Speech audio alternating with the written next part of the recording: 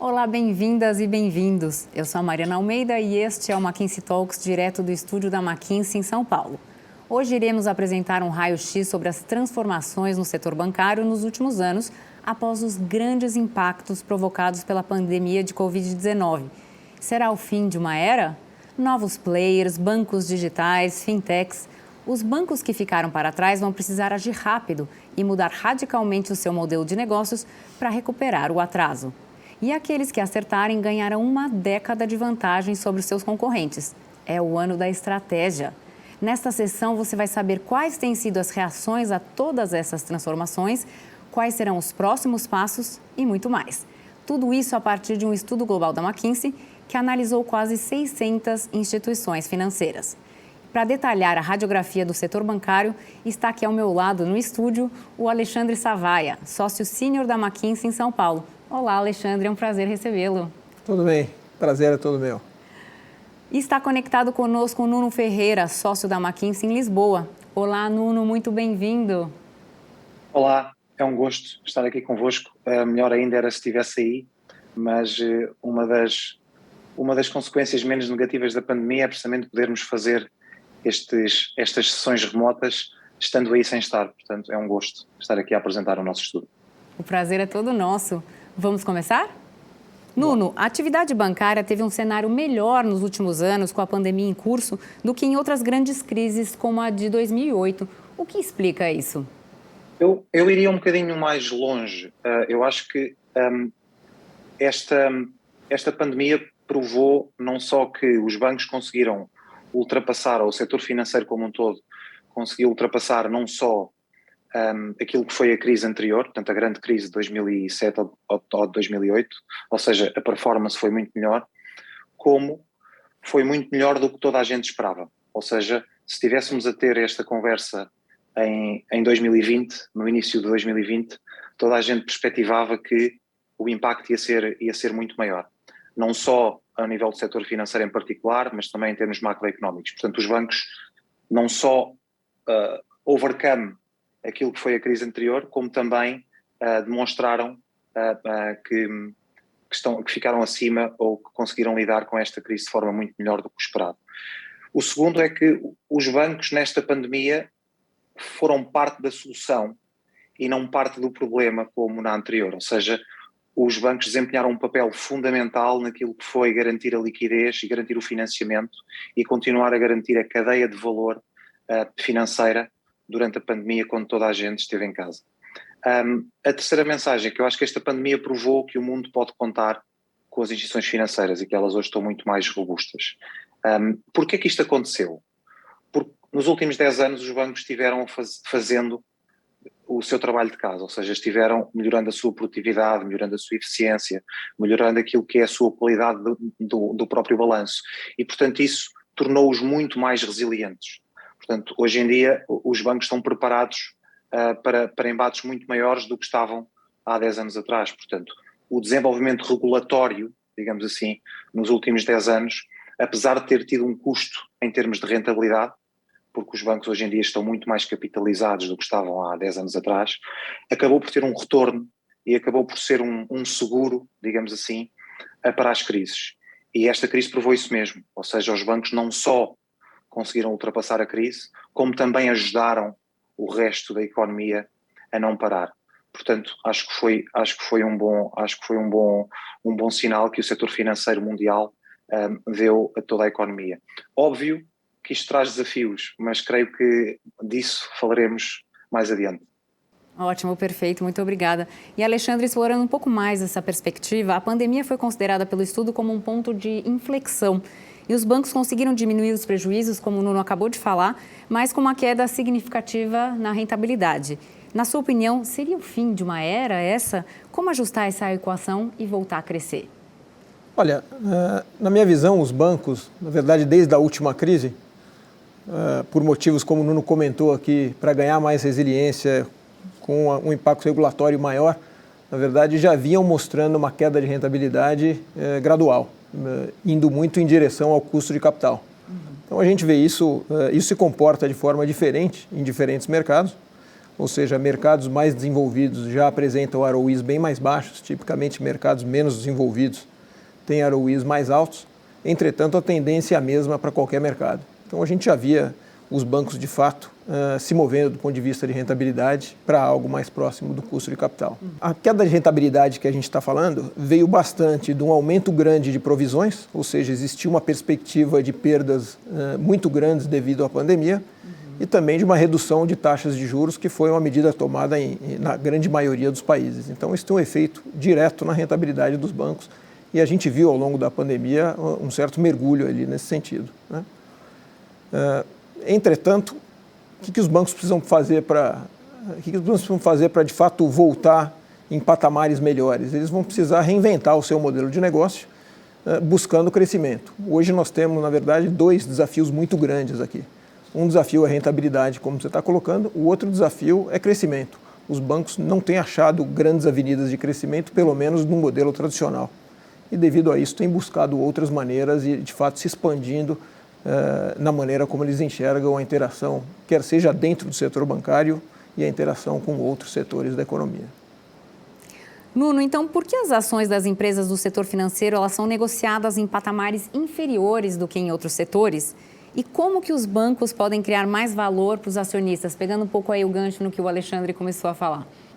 Parece um paradoxo, porque por um lado nós temos a indústria financeira que conseguiu lidar bem com esta pandemia, mas por outro, quando olhamos para aquilo que é a performance dos mercados financeiros, nós vemos que a indústria financeira como um todo valorizou quase 2 trilhões de dólares desde o início da pandemia até muito recentemente, ou seja, temos um paradoxo grande que é, os bancos por um lado conseguiram, portanto, lidar muito bem com aquilo que foi a pandemia, por outro temos os mercados financeiros a valorizarem bastante, mas o paradoxo é como é que os bancos continuam subvalorizados ou, se quisermos, a transacionar com market to book em torno de 1.2, dependendo obviamente daquilo que é a própria geografia, mas temos este paradoxo que é, por um lado, conseguiram sobreviver ou conseguiram lidar bem com a pandemia, mas por outro estão bastante subvalorizados. Porquê? Há aqui dois blocos de razões. Por um lado, uma razão estrutural, que creio que o Alexandre já tinha falado, que já vinha de trás, que é aquilo que é o baseline da indústria financeira. É um baseline resiliente, decente, profitable, mas não atrativo. Ou seja, estamos numa indústria que tem um ROE natural cerca de 10% a nível global. Se formos para a Europa, estamos a falar em ordem de 5% a 6%. Se formos para a América Latina ou para mercados emergentes, este ROE pode ser um bocadinho superior, mas, portanto, não são ROEs extraordinários. Portanto, a indústria habituou-se durante muito tempo a ROEs muito superiores a este. Ou seja, há aqui um bloco de o baseline é interessante, mas não é atrativo. Portanto, o tema do ROE, o tema do crescimento, ou seja, não existe um crescimento natural naquilo que é a procura por serviços financeiros a nível global. Por outro lado, aquilo que é o balanço, aquilo que é o negócio do balanço dos bancos começa a perder relevância. Há 10 anos atrás, um CEO de um banco, no dia 1 de janeiro, tinha praticamente o ano feito. 80% do P&L estava feito, porque o balanço trazia-lhe este retorno. Hoje em dia, com a redução das taxas de juros e com aquilo que é o aumento da circulação de moeda e dos pagamentos, a originação, ou seja, o novo negócio, começa a ganhar relevância. Portanto, este é um bloco de um baseline, é positivo, mas não é atrativo. Depois, há um segundo bloco que é a pandemia não veio trazer nada de novo, digamos assim, mas veio acelerar algumas tendências que já cá estavam e veio destapar algumas incertezas. Primeira incerteza, o que é que vai acontecer com o digital? Por um lado, a digitalização e a adoção de serviços financeiros a nível digital abre uma oportunidade tremenda para os bancos, mas também uma ameaça, porque os clientes ficam mais expostos a outro tipo de players. Segundo, cenário de taxas de juros e de inflação. Muito difícil de prever quais é que são as implicações naquilo que é o sistema financeiro. Terceiro, o sistema financeiro continua com sobreliquidez e a pandemia trouxe níveis de poupança ainda mais elevados, ou seja, o loan to deposit ratio a nível global continua na ordem dos 80%, 85%. Terceiro, qual é que vai ser o impacto dos estímulos económicos que os vários governos e os vários Estados estão a dar à economia? Como é que a economia vai reagir a isso?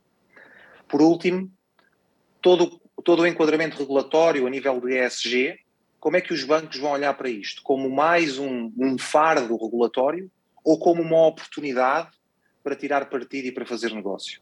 Tudo isto sobre uma indústria que é capital intensiva e vai continuar a ser capital intensiva, porque tem que ser assim. Não é? Ou seja, e este basicamente é a tempestade perfeita, digamos assim, porque é que os bancos, mesmo sobrevivendo a uma pandemia, continuam, como disse o Alexandre, na mesma tendência que estavam há 3 ou 4 anos atrás. Portanto, os desafios são os mesmos.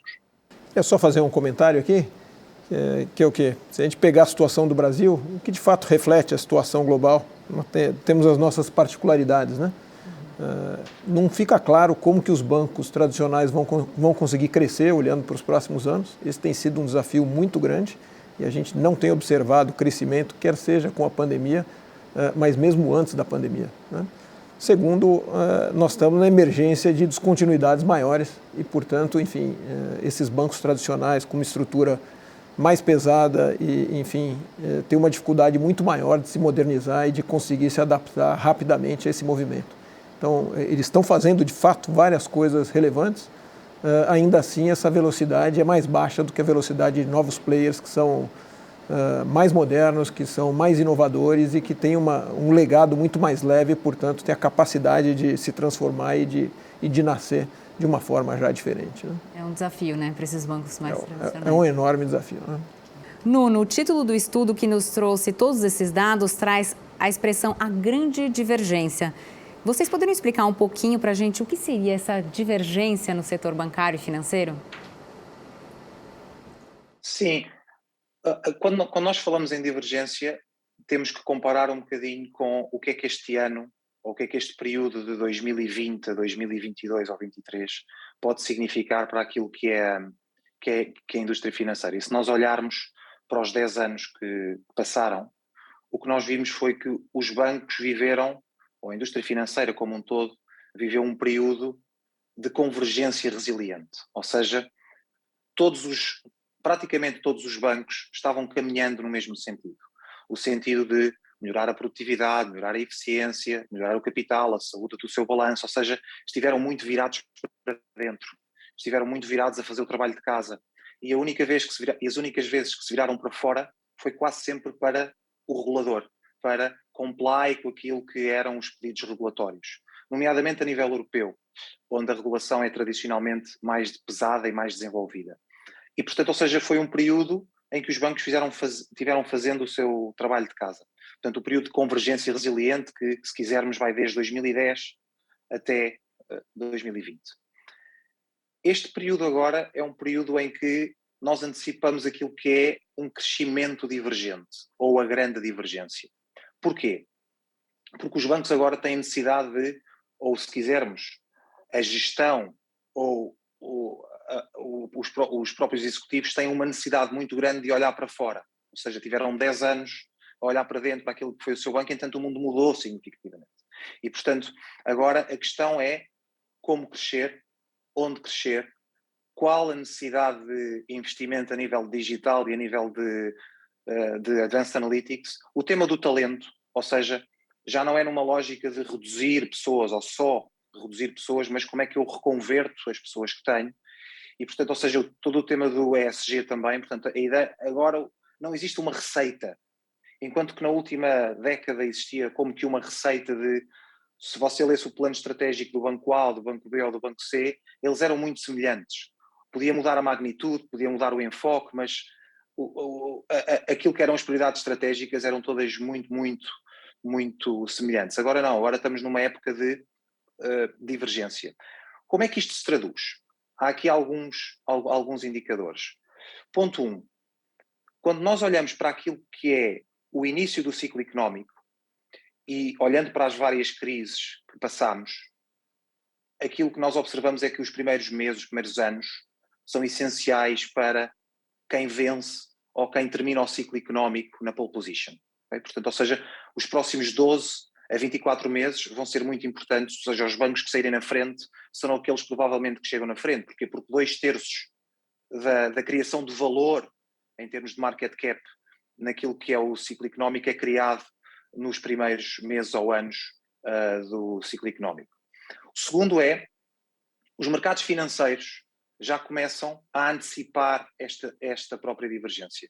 E se nós acreditarmos que os mercados financeiros preveem o futuro, e sabemos que existe sempre alguma especulação e alguma irracionalidade naquilo que é o preço das ações, mas mesmo descontando isso,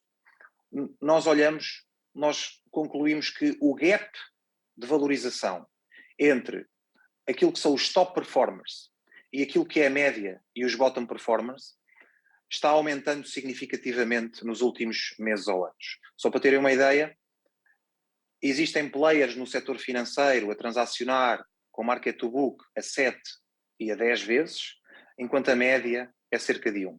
E quando nós olhamos para o setor financeiro é importante perceber o escopo.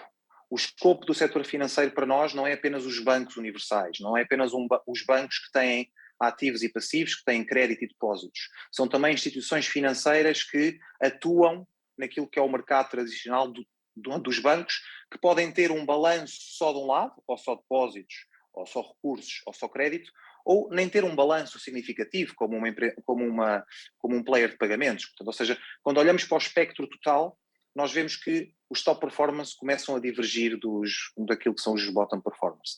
Mais ainda, quando separamos a indústria financeira em dois mundos, nos bancos tradicionais e nos não bancos, as fintechs, os players mais especializados, nós concluímos que o preço ou a valorização daquilo que são os bancos mais tradicionais assemelham-se a uma utility, ou seja, low valuations e uma dispersão ou uma volatilidade reduzida entre o maior e o menor, enquanto que as fintechs e os especialistas, ou seja, os top performance, se comportam muito mais como uma empresa tecnológica.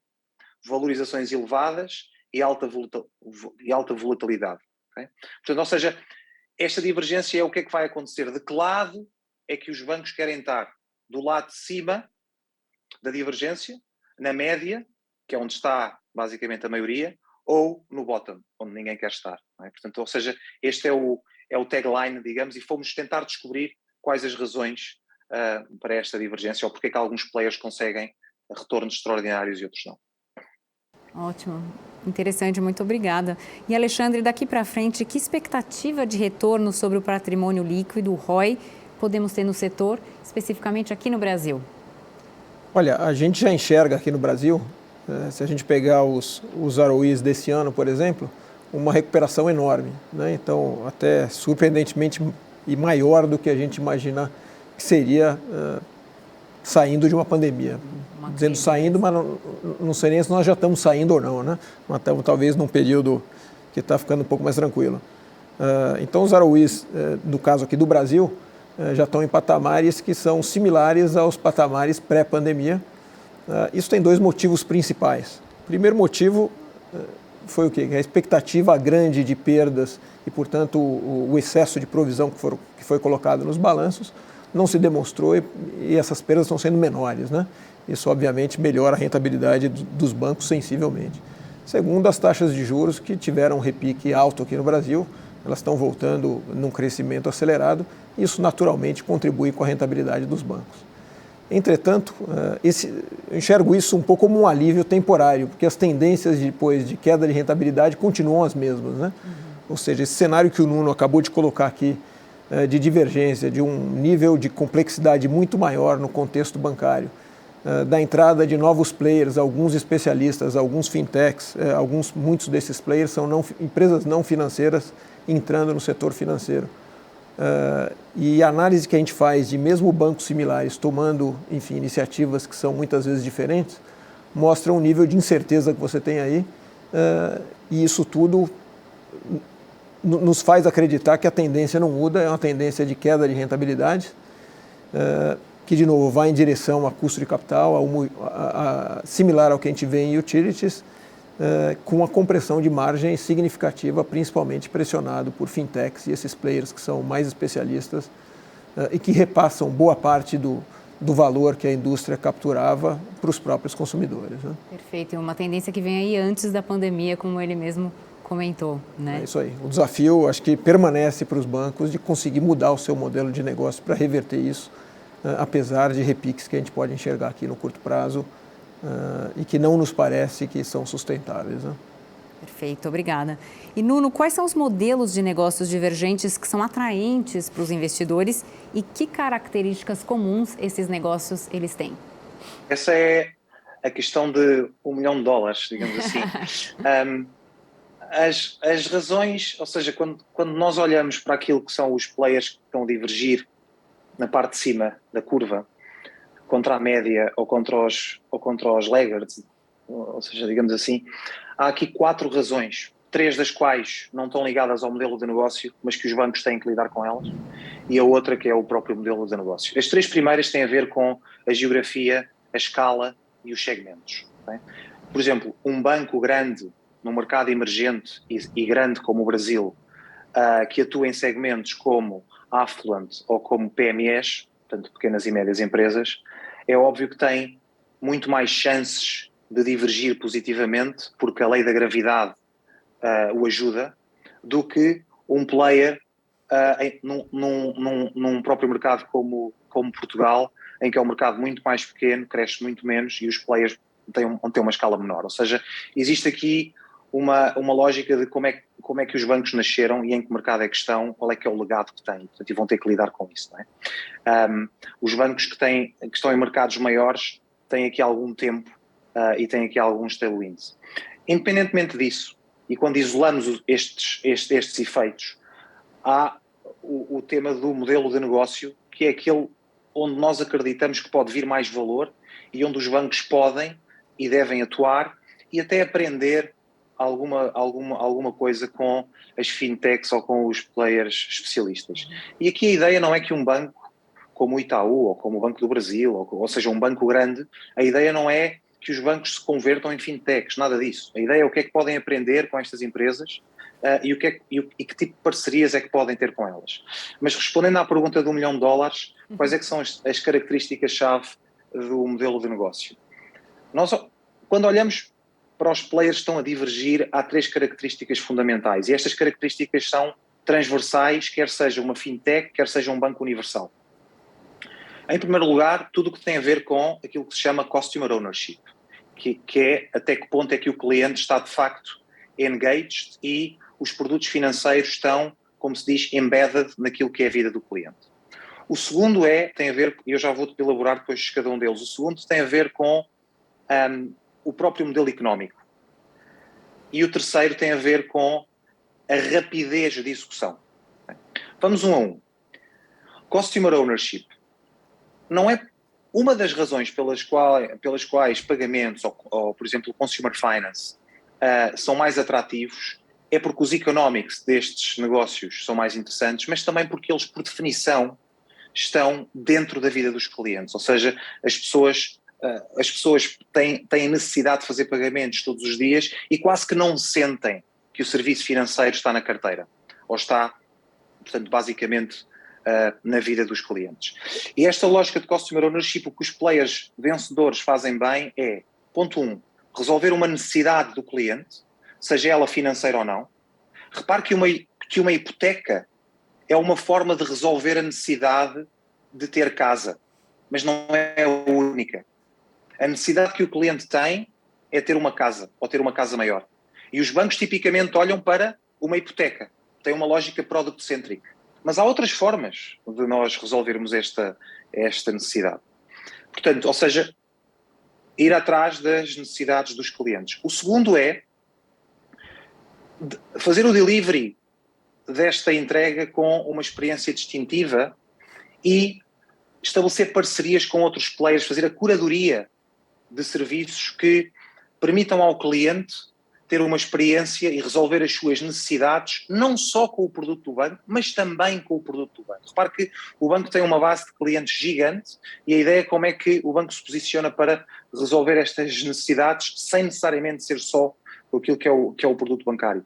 E o terceiro é devolver ao cliente a sua utilização com insights embedded com Advanced Analytics. Portanto, esta necessidade é identificada, esta basicamente é resolvida com uma experiência de cliente bastante diferenciadora e terceiro, devolver em insights ao cliente esta própria utilização. É isto que uma fintech faz e é isto que os bancos também podem fazer. Segundo, o modelo económico, para não me alongar muito, os modelos económicos vencedores são aqueles que não só têm uma componente de margem financeira, ou seja, não só são focados naquilo que é o core dos bancos, que é a intermediação financeira, mas também têm uma capacidade de gerar comissões, ou seja, uma capacidade de gerar serviços financeiros e não financeiros. Portanto, o banco tem os clientes, a intermediação financeira é o core, é aquilo que os bancos estão habituados a fazer. A questão é como é que eu posso aumentar o comissionamento, que é muito mais resiliente, com serviços financeiros e não financeiros. Com modelos de subscrição, ou seja, o cliente tem que ver valor. E os bancos, a forma como têm olhado para as comissões nos últimos anos é por aumento de preço, por aumentos nominais, que tiveram que ser feitos. Mas os clientes começam a ficar um bocadinho exaustos de aumentos de preços e começam a olhar para outros players que lhe oferecem tudo de forma digital. Portanto, o desafio para os bancos é que valor acrescentado é que eu posso dar em serviços para conseguir capturar comissões não apenas por aumentos nominais de preço.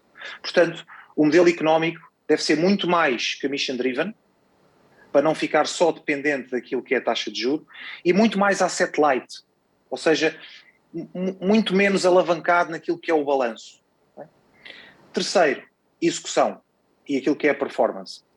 Os players que têm capturado grandes valorizações e grandes número de clientes são aqueles que têm uma estratégia go-to-market muito mais rápida. São aqueles que demoram 2 a 4 semanas e não 2 a 4 meses, desde uma ideia até ao release. São aqueles que conseguem fazer múltiplos updates por mês ou por semana na sua app. Ou seja, esta lógica de risk-taking e de ter 10 iniciativas e provavelmente 8 não resultam, mas as 2 que resultam são game changer, versus tentar fazer as 10 ou ter uma postura conservadora perante as 10, que é tipicamente aquilo que os bancos estão habituados a olhar. Portanto, ou seja, modelo económico, performance ou o tema da execução e a customer centricity ou customer ownership são as 3 características que fazem alguns players divergir no sentido positivo. Perfeito, muito obrigada. E a pandemia provocou uma urgente e necessária revolução tecnológica, ou melhor, também talvez tenha acelerado, né, não provocado. O que será que vem pela frente então, Nuno? O que você acha? Há uma passagem no relatório que é interessante, que é bastante provocadora e provável, não sei se será verdade ou não, mas nós decidimos escrevê-la porque é uma possibilidade.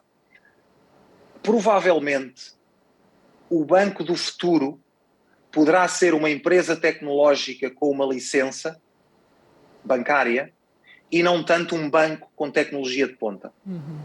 Ou pelo menos os bancos vão ter que aprender a lidar com a possibilidade de empresas tecnológicas, como a Amazon, uma Google, etc., entrarem no negócio bancário. Porque a tecnologia já elas têm. A questão é como fazer o negócio bancário. Ou seja, portanto, a tecnologia está aqui para ficar. E o que é que a tecnologia permite? Permite ganhar eficiência, como toda a gente sabe, mas servir muito mais clientes. Vejam, por exemplo, o caso do Nubank no Brasil, que consegue servir clientes de varejo no mass market que outros bancos incumbentes não estavam a servir, de forma diferente, com tickets menores, com um modelo de risco diferenciador e com uma tecnologia diferente, ou seja, permite a inclusão financeira. Reparem, por exemplo, aquilo que é o negócio de Buy Now, Pay Later, que está muito na moda. Mas o negócio de Buy Now, Pay Later é dos mais antigos que existe. Há 40 ou há 50 anos que o Buy Now, Pay Later existe em tudo o que é grande retalhista. A Walmart, todos os grandes retalhistas têm Buy Now, Pay Later há anos. Aquilo que mudou é que a tecnologia permite que um pequeno negócio ou que uma média empresa, não uma Walmart, consiga oferecer aos seus clientes uma solução de Buy Now, Pay Later. Isto abre mercado, abre imensas oportunidades. Ou seja, a tecnologia acaba por ser facilitadora do negócio, acaba por estar ao serviço não só da inclusão no lado da procura, onde mais indivíduos, onde mais famílias têm acesso ao banco, mas também no lado da oferta, onde mais merchants têm acesso a soluções financeiras diferenciadoras. E, portanto, para além dos ganhos de eficiência que traz a tecnologia, como todos nós sabemos, e de uma experiência de cliente diferenciador, mas abre novas avenidas de negócio e novas oportunidades. Ou seja, o investimento em digital e em tecnologia, fazer um double down. E reparem, os bancos não têm que fazer tudo, nem têm que procurar fazer tudo. Os bancos podem e devem procurar parcerias e procurar parceiros tecnológicos ou fintechs que lhe deem ou lhe proporcionem linhas de produto, linhas de negócio em parceria, para que os bancos não tenham que fazer tudo in-house. Portanto, esta lógica de ecossistema, de eu entrar em parcerias com alguém que me faz aquilo que eu não consigo fazer, ou que eu demoro muito tempo a fazer, com parcerias ou com aquisições, é provavelmente uma das avenidas que vamos ver cada vez mais. Reparem, a JP Morgan fez cerca de 50 ou 60 aquisições em 2021 e quase nenhuma relacionada com banca, desde um guia de restaurantes até empresas tecnológicas. Portanto, ou seja, esta lógica de aquisições e parcerias na parte tecnológica, em situações que os bancos levam tempo a desenvolver, creio que vai ser fundamental. Portanto, a tecnologia veio, de facto, para ficar. E, só para fechar este tema, aquilo que nós observamos nos últimos 5, 10 anos, um bocadinho por todo o mundo, é que a procura estava sempre muito mais avançada do ponto de vista digital do que a oferta, em termos de serviços financeiros. Ou seja, quando nós perguntávamos, quando nós fazíamos surveys, e quando fazemos surveys a nível global aos clientes bancários, o nível de digitalização e a vontade que os clientes têm de fazer coisas no canal digital sempre foi muito maior do que aquilo que os bancos permitiam fazer. Ou seja, eu gosto sempre de falar com os meus clientes e desafiá-los dizendo que os seus clientes são muito mais digitais do que o seu banco. E é verdade. E, portanto, aquilo que nós olhámos durante a pandemia é que alguns bancos deram algum trabalho de casa e cortaram cantos naquilo que foi a digitalização. Portanto, esperamos que não se ande para trás naquilo que foi a convergência, e aqui já não é divergência, que foi a convergência entre procura e oferta, mas que ainda existe um gap entre aquilo que os clientes querem e gostavam de fazer e aquilo que os bancos permitem fazer. Ou seja, investir em tecnologia, quer investimento próprio, quer parcerias, e fechar este gap entre a procura que os clientes pretendem e aquilo que os bancos podem fazer, pode ser uma forma de lidar com esta divergência também.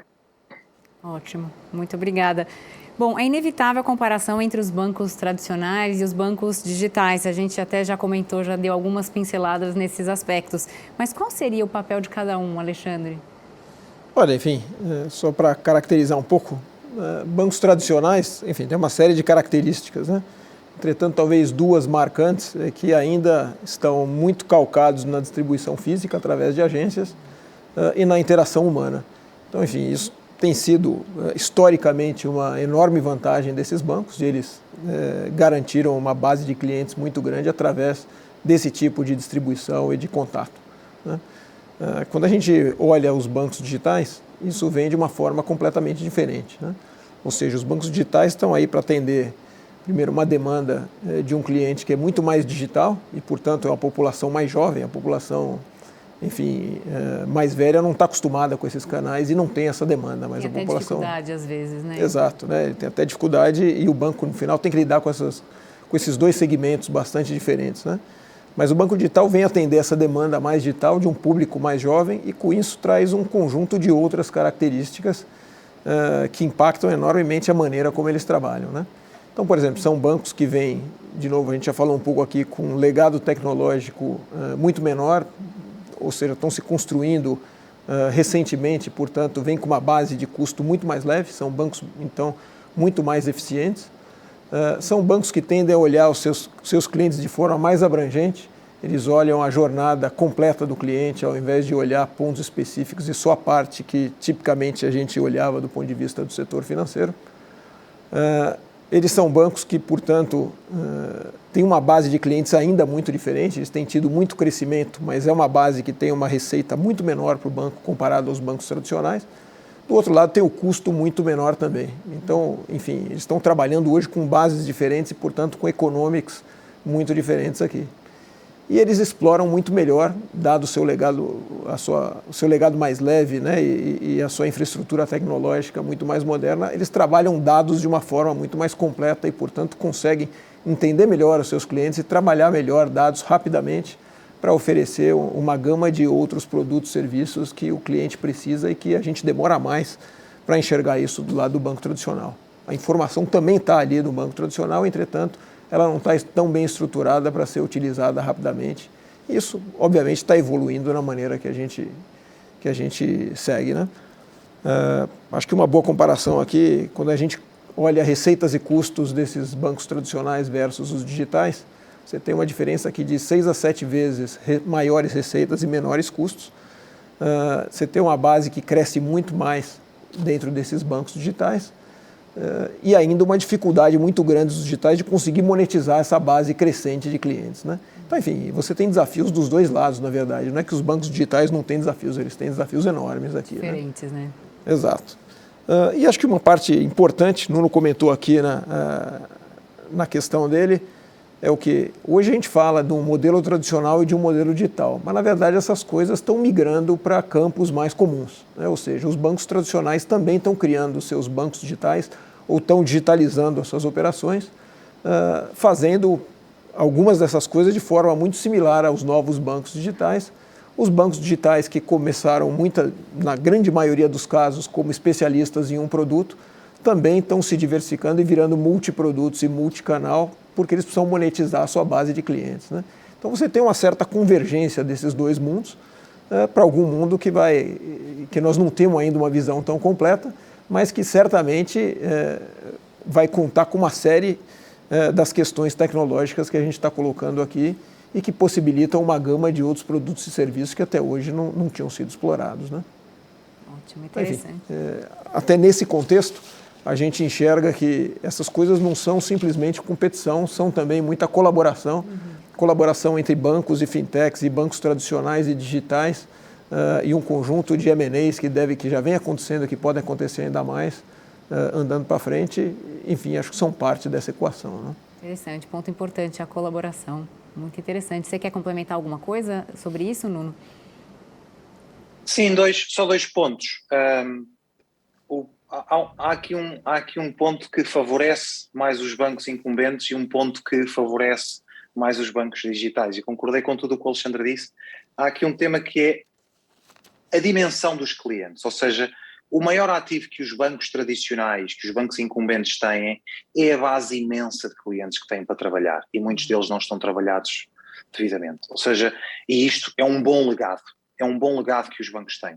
Quando nós fazemos surveys a nível global, nós olhamos para os Estados Unidos ou para o Reino Unido, por exemplo, que são os números que eu tenho mais presente, e cerca de 15 a 20% dos clientes bancários já têm uma conta numa fintech. Este número assusta um bocadinho, 20%. É de facto material. Mas quando olhamos para aquilo que é o share of wallet e aquilo que é a contribuição para o produto bancário destes bancos digitais, é menos do que 5%. Bem, portanto, é um alerta importante para os bancos, portanto, ou seja, 20% da população já trabalha com estes bancos digitais, a contribuição para aquilo que é o produto bancário, para aquilo que é os volumes ainda é baixa, mas não é preciso muito mais para os bancos digitais fazerem uma disrupção, mas a lei da gravidade favorece os bancos incumbentes porque os clientes ainda estão neles e aqui é toda a confiança e todo o capital positivo acumulado.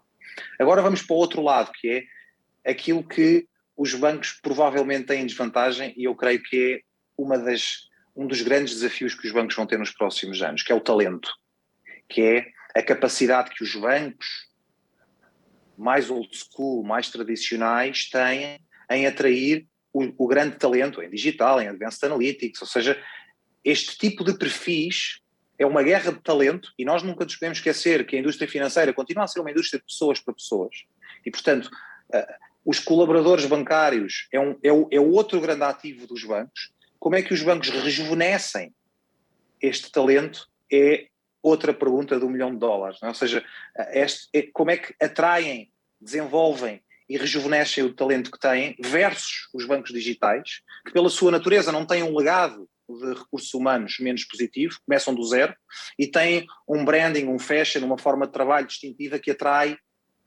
muito mais talento. Ou seja, clientes, por um lado, os bancos têm vantagem, ou seja, podem trabalhá-los, apesar das fintechs estarem a ganhar. Talento, por outro, os bancos aqui estão em desvantagem, porque não só têm que reconverter o legado que têm, como também têm que fazer um rebranding e um reposicionamento, como é que atrai mais gente. Provavelmente, pegando no que disse o Alexandre, uma forma de resolver isto é a tal colaboração e as tais parcerias. Portanto, se um tem clientes e se o outro tem talento, ou seja, pode existir aqui um encontro de dois mundos que pode ser interessante para ambas as partes. Ótimo, muito obrigada. E para a gente encerrar, a última perguntinha, o setor bancário está cada vez abrindo mais novas frentes de negócios, como o Alexandre chegou a mencionar aqui, algumas soluções mais completas. E o Brasil nesse contexto? Olha, eu acho que a atividade bancária está ficando cada vez mais integrada a outros setores e a gente vê isso dentro do conceito de ecossistemas que a gente tocou aqui em algumas das perguntas, né? Isso não é diferente aqui para o Brasil. Então a gente vê no Brasil cada vez mais o desenvolvimento de ecossistemas, isso lógico está num momento ainda preliminar, entretanto a gente vê a movimentação de vários players nesse sentido, quer seja bancos tradicionais, fintechs e empresas não financeiras. Dois ecossistemas que têm aparecido bastante são o ecossistema ao redor do imobiliário e ao redor de mobilidade, que está muito em voga nesse momento, está sendo muito falado e passa por muita transformação tecnológica. Fato é que acho que a maneira como o setor financeiro estava definido, isso está mudando bastante e talvez essas fronteiras entre os diferentes setores estão sendo quebradas e o nível de integração é maior e o nível de interação é muito maior. Se você quer enxergar a jornada de um cliente que vai do começo até o fim e não só a parte financeira dessa jornada, na verdade o banco ou qualquer player que queira se posicionar bem aí precisa enxergar esse processo como um todo e precisa ir além da sua própria indústria, além do seu próprio alcance, né? De novo, isso tem acontecido bastante com M&A, mas muito com parcerias. É difícil você dominar um ecossistema como um todo. Acho que os principais players aí, eles têm tentado se posicionar como coordenador de um ecossistema que de fato conta com várias partes, ao invés de ser o dono desse ecossistema, que é difícil você ter relevância sozinho, ainda mais quando você cruza vários setores, né? Então, coordenar um ecossistema passa a ser uma coisa importante e, para isso, interagir, enfim, com outros setores e conseguir atrair melhores empresas em cada elo dessa cadeia, em cada elo do ecossistema como um todo, né? E são vários ecossistemas.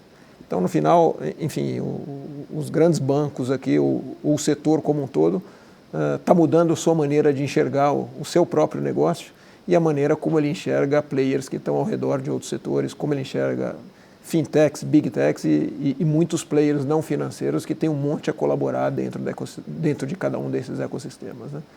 Então, acho que o nível de complexidade é muito maior, mas acho que o nível de colaboração também é muito maior e a gente pode prever aí uma evolução contínua e muitas mudanças para frente afetando o setor, né?